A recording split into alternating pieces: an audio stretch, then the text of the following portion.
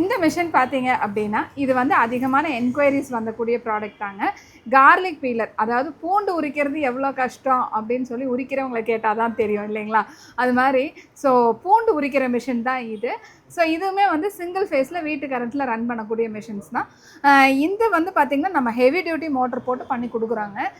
Garlic peeler பொறுத்த வரைக்கும் இதோட அவுட்புட் வந்து ஒரு மணி நேரத்துக்கு ஒரு 5லேருந்து 7 கிலோ வரைக்கும் நம்ம பூண்டு உரிக்கலாம்.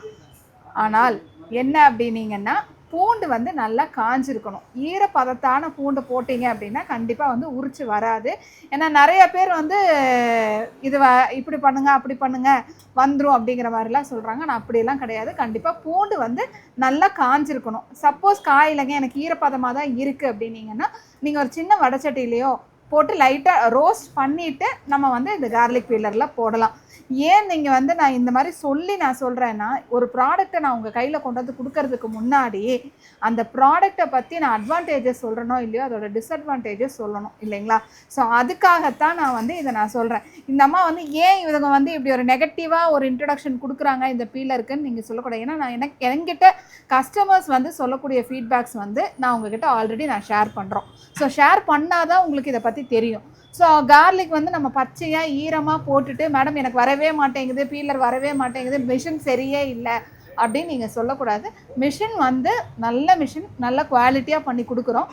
பட் ஆனால் வந்துட்டு லைட்டாக வந்து ரோஸ்ட் ஆகிருக்கணும். பூண்டு வந்து ஈரத்தன்மை இல்லாமல் இருந்தது அப்படின்னா கண்டிப்பாக சூப்பராக வரும்.